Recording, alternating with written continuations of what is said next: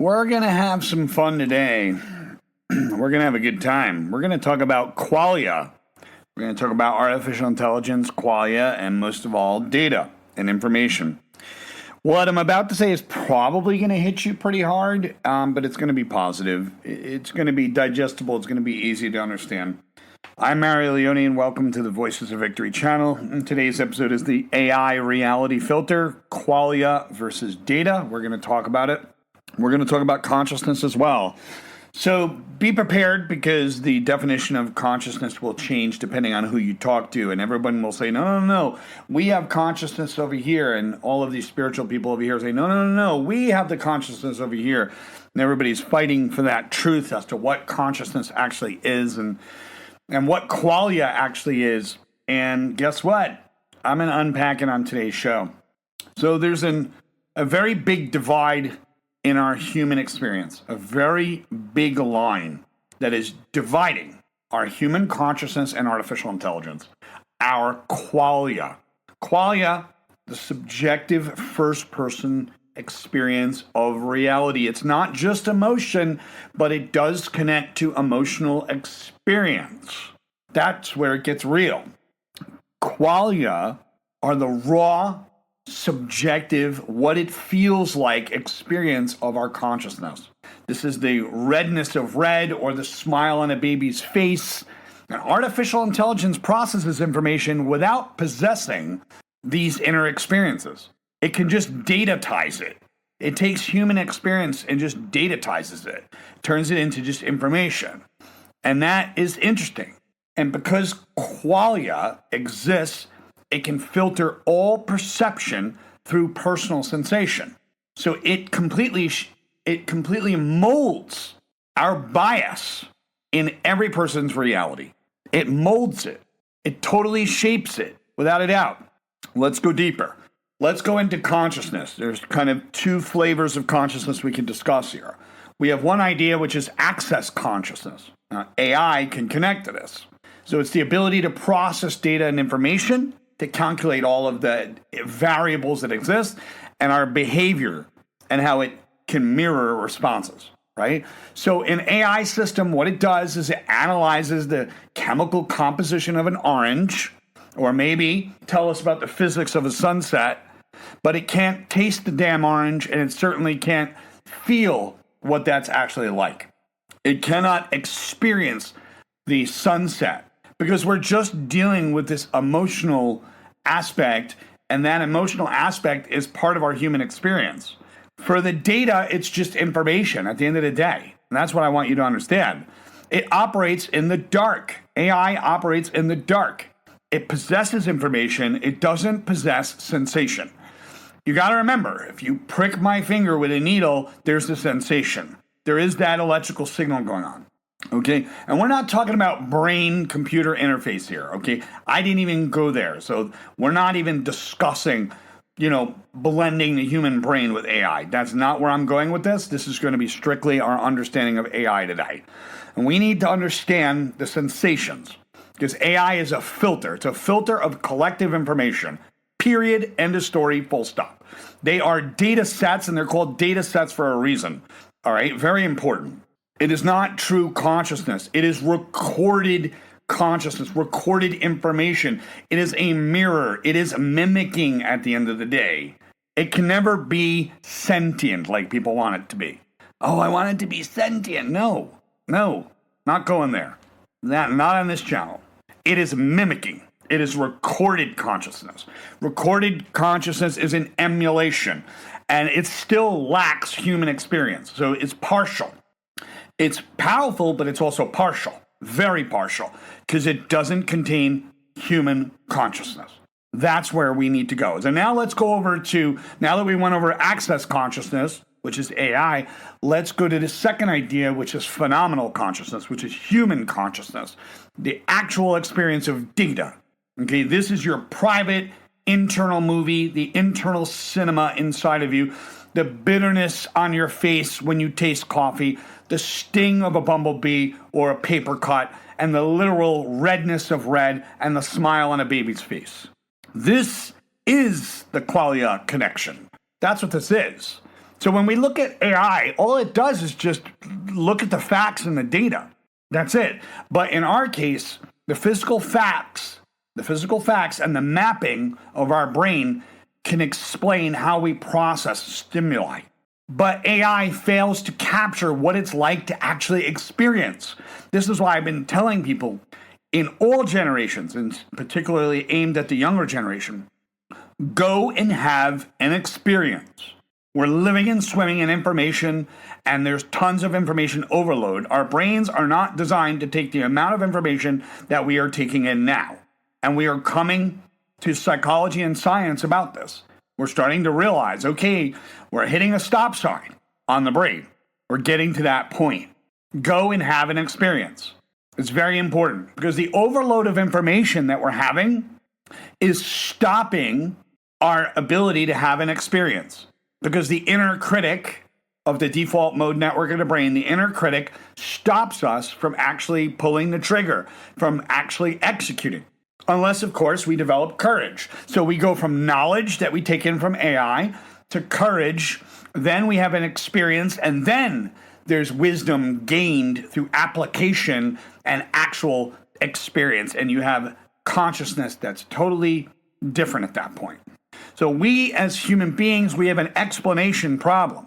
Okay, this is the explanatory problem that exists because we label things. We have to label, we have to judge, and we have to have an opinion instead of being objective. And it's important for us to be objective so we understand certain things. But human intelligence is us, and it's part of our problem solving.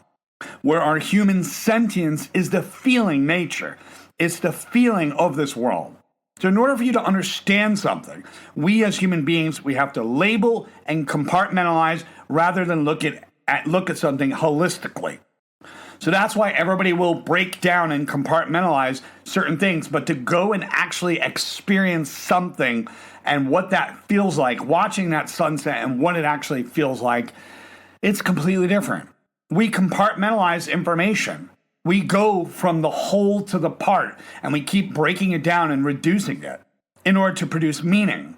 But what about whole learning and whole experience? Going and having an experience where you get to experience that sunset or the smile on a baby's face. What about understanding? What about meaning? We are meaning-making machines. AI can give us data and information. It can tell us what things mean, but it's up to you and your attention span and making a solid decision as to what you think it means and whether or not what that does in order to help you develop your life. Very important. I'm talking about having a whole experience where consciousness is going right through you and you experience that smile on a baby's face. So let's look at a different mechanism. A totally different. We're going to go from possibility to probability because this will also impact your life in a great deal. Okay? We're going to strip away the mystical aspect. We're going to go away from that quantum-inspired models of our own minds, and we have to look at human psychology and how it actually interfaces and connects with information. So I have a background in cyber psychology if you didn't know. Okay? We need to go into the Pygmalion effect and its impact for each human being. Okay, and if you can do a little research on Pygmalion effect. I always discuss it on the channel, so you can find it on the channel if you want to go back and listen to it. I also discussed the chain of causation. But we are going to talk about possibility to probability from an upward-downward causation. Okay? So in the strict materialist model, we have upward causation, that neurons fire in order to create thoughts. Okay? In a consciousness first model, it's downward causation. That attention acts as a filter that actually goes through and creates a spectrum of potential outcomes that turn into a lived reality. Now, why do I think it's downward causation? I think it's really obvious. From a cyber psychology point of view, everybody's attention span is not a steady line. We're getting impacted by social media and our attention. It's not that you have an attention, you are your attention. Our attention has a direct impact on our reality. So I'm looking at downward causation, not upward. because we are choosing, we are deliberately making a choice to decide where we put our attention, whether it's on things that matter or things that are bullshit. So that's why I'm here to talk about it, because there's a bridge between these two models and how the human brain processes information, because you have to navigate the very uncertainties of life. That's the reality we're faced with. So you first have possibilities, unbounded possibilities, right?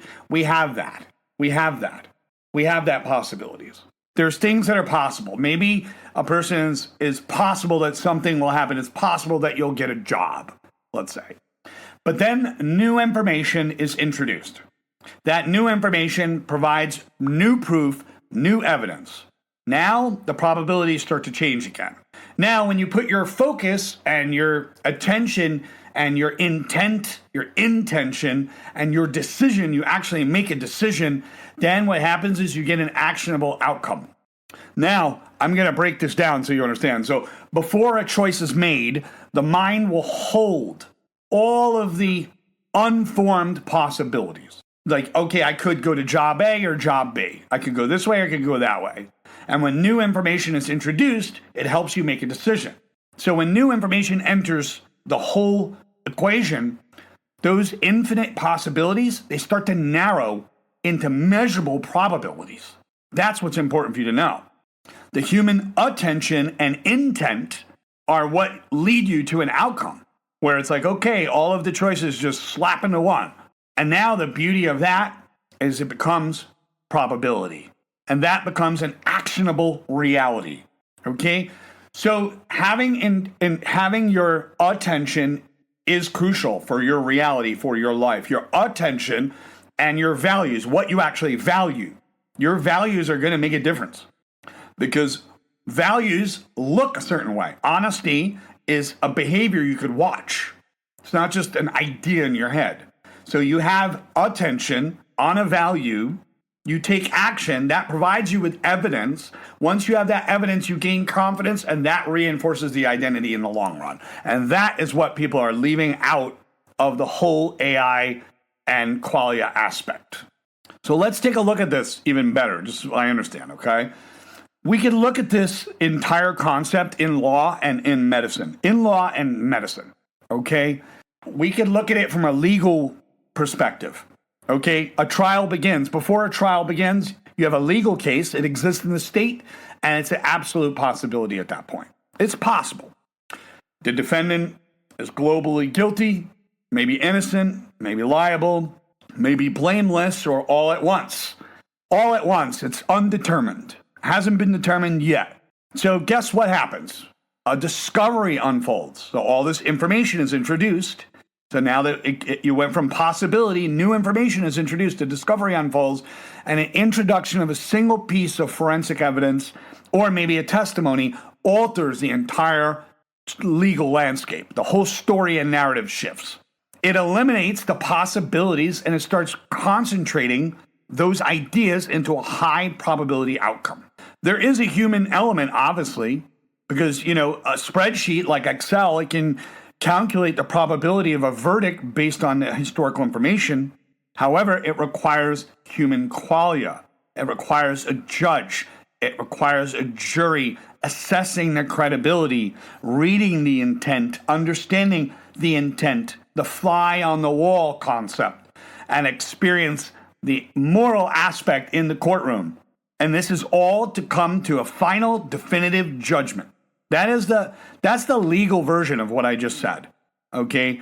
In terms of understanding that possibility becomes probability when new information is introduced. Now, the medical aspect of this is even more fun. And you could take this and map it onto a billion different things in your life, and you'll change the way you live your life forever. I'll tell you that right now. So, in the medical aspect, a patient is presented with a vague diagnosis. Okay, all right, you might have cancer, maybe not. There's some symptoms going on. Well, it kind of opens up the possibility that it could be this, it could be that, and every disease is simultaneously possible at the same time. Okay, so now along comes Mr. Test. You've heard this bullshit before. We're going to do 40 tests. Why? Because we have to determine what that possibility is, right? So it's part of the process. It's part of being scientific. We have to do it that way. So here's what we do. Every disease is possible here, right now. So we introduce a new pathway of information. We look at an MRI, we look at a lab report, we look at maybe genetics even, and drastically, it somehow moves the math into a unique direction. So now the field of all of these possibilities, they start to slap into one box of one tight set of clinical probabilities, which are just a bunch of different diagnoses at the end of the day. So awesome, no problem. But medicine cannot rely solely on probability. It cannot be solely on that. I'm not going to go there. It cannot be solely on probability algorithms of a diagnostic or what AI says, for that matter. People are going to have a choice going forward in the future. Do you want to do a test with AI or without? And some people fear that. They fear putting their life and their possibilities of their life into the hands of technology. There's fear, genuine fear. It's basically the black box concept. If I don't understand how it works, I don't want to put any information into it. That's it. I don't, quote unquote, trust it. It's basically what it is. But here's the deal. True healing needs that physician. It needs their qualia. It needs their intuition. It needs their empathy. It needs their understanding of human suffering in order to take that data and translate it into actual probabilities so they can actually form a treatment plan. So you can see how this works both in medical as well as legal. So at the end of the line on today's episode, because I'm ready to wrap it up here, consciousness is your awareness, and qualia are that raw feelings of experience, how something looks, how something feels. And your brain doesn't show you reality as it truly is. We don't see things as they are. We see things as we are. But instead, our reality interprets it. Reality is not perception. Interpretation of reality is perception. The part of the brain, the reticular activating system, it acts like a filter. It decides what gets your attention based on what matters to you. And RAS is very important. To go from values all the way over to identity, you have to go through that pathway, that path where you go to values, have to turn into action. Okay, you want to become a fitness person? What does that action look like? What do those values look like? And now you have to take action. What does action do? It provides you with evidence. New information is now introduced into your reality. Now that reinforces your identity. That's the beauty of this. That's what happens when we start to blend these concepts with human psychology. It's beautiful at the end of the day. Got to remember that your attention is going to be based on what matters to you. So what you notice, what you value is going to dictate what you notice. So what you notice and how you feel about it and how you interpret it, it all creates this personal version of your own reality rather than reality itself. That's what I want you to understand. So the bottom line to today's episode, new information changes the math of what might happen into what is likely possible to happen. And AI calculates those little probabilities with an incredible speed, but it takes a conscious human observer to be the interpreter of that, to look at things objectively without bias and through the unique lens of qualia, to turn those probabilities into meaning, into actual solid evaluation, and most of all, action. And that's all I'm going to say on today's episode. I hope you enjoyed this episode. Feel free to click below on the Patreon link so you can actually contact me and feel free to come on the show and we'll have a nice little conversation about it. Otherwise, what we can look at is you can join the Patreon and we can grow together. Take care.